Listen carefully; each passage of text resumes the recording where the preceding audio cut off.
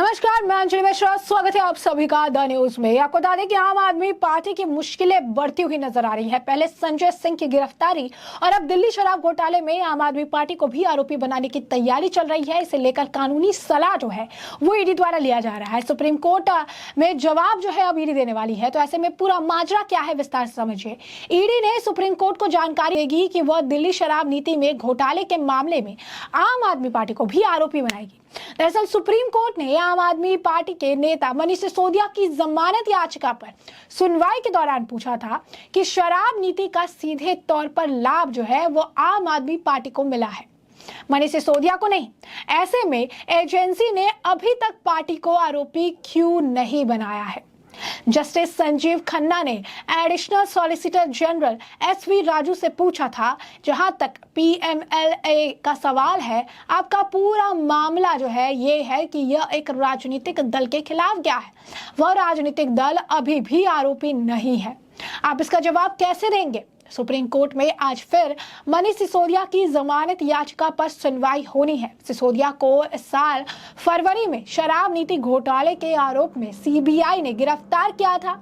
इसके बाद उन्हें ईडी ने भी गिरफ्तार किया था और अब इस मामले में ईडी ने आम आदमी पार्टी के सांसद संजय सिंह को भी गिरफ्तार कर लिया है। संजय सिंह के यहाँ बुधवार को ईडी ने यानी कल छापेमारी की थी और इसके बाद उन्हें गिरफ्तार कर लिया गया।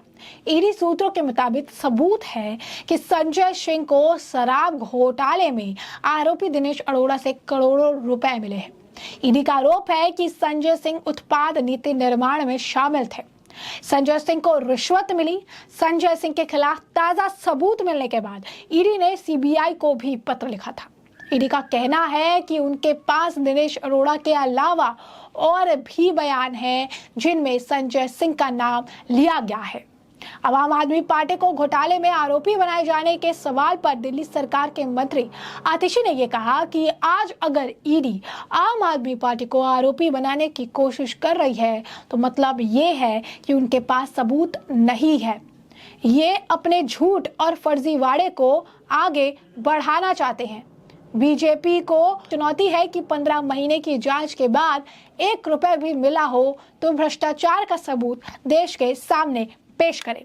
तो ऐसे में अगर साफ तौर पर देखेंगे आप तो यहाँ पर आम आदमी पार्टी के जो मुश्किलें हैं वो बढ़ती हुई नजर आ रही है। आम आदमी पार्टी लगातार जो अगर आप देखेंगे कि इस मामले में और भी ज्यादा फंसते नजर आ रहे हैं। पहले संजय सिंह की गिरफ्तारी होती है, 10 घंटे लंबी पूछताछ चलती है, छापेमारी होती है और उसके बाद गिरफ्तारी होती है।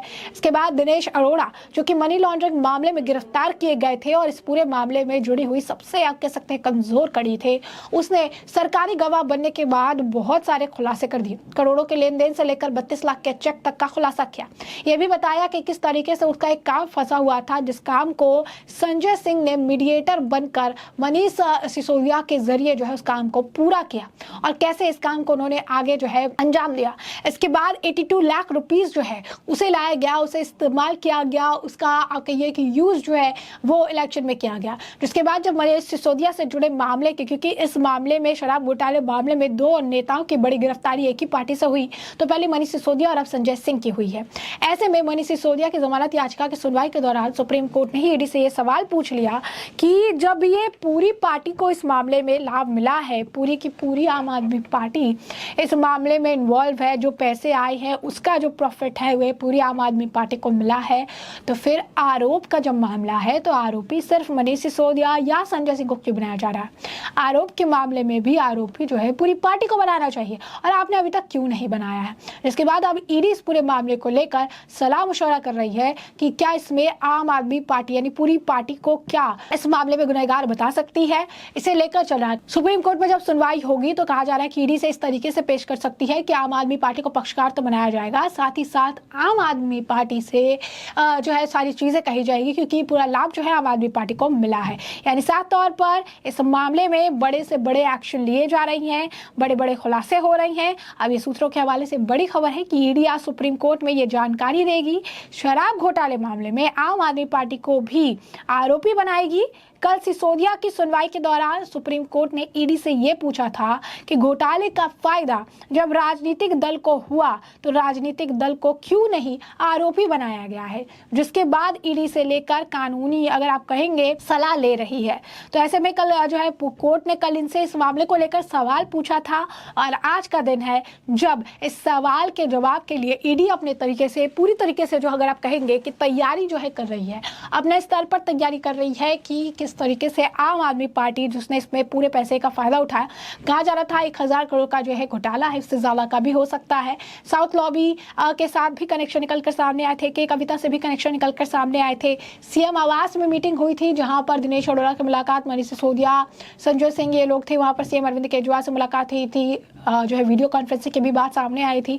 तो काफी कुछ खुलासे जो है इस मामले में लगातार हो रहे हैं, काफी सेंसिटिव इंफॉर्मेशन जो है वो बाहर आ रहे हैं, चाहे वो करोड़ों के लेन देन की बात हो या फिर किस तरीके से मुलाकात और कहाँ मुलाकात हुई थी उसकी बात हो, मनीष सिसोदिया का क्या रोल था इसकी बात हो, या फिर किस तरीके से संजय सिंह ने मीडिएटर बनकर पहले दिनेश अरोड़ा का भरोसा जीता, इसका काम करवाया, जिसके बाद दिनेश अरोड़ा ने 82 लाख रुपीस पार्टी के फंड के लिए लेकर आए और मनीष सिसोदिया के खास बन गए। इसके बाद मनीष सिसोदिया की गिरफ्तारी हुई, सबसे पहले विजय नायर, उसके बाद दिनेश अरोड़ा, उसके बाद मनीष सिसोदिया गए और अब संजय सिंह का भी मीडिएटर के तौर पर रोल इस पूरे मामले में सामने आ रहा है, जिस रोल के वजह से और जिस गवाही के वजह से आज संजय सिंह सलाखों के पीछे है।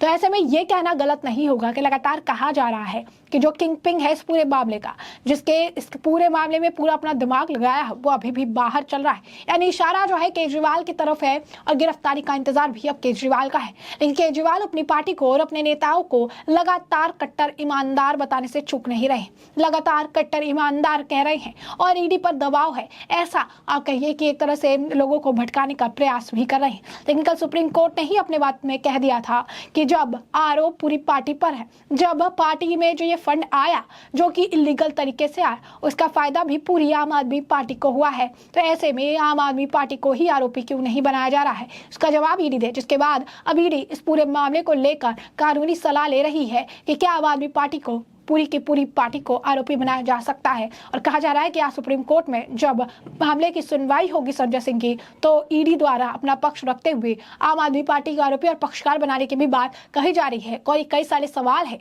जिनका जवाब जो है ईडी को देना है और कई सारे सवाल है जो आम आदमी पार्टी के लिए भी तैयार किए गए हैं और ऐसे में सुप्रीम कोर्ट से भी उन्हें बड़ा झटका लगने की तैयारी होती हुई नजर आ रही है। तो ऐसे में हमने आपको जो पूरा मामला है ये बड़े विस्तार से बताया है कि पूरा मामला क्या है और अब इस पूरे मामले पर आपकी भी जो राय हो हमें कमेंट सेक्शन में कमेंट करके जरूर साझा करिएगा।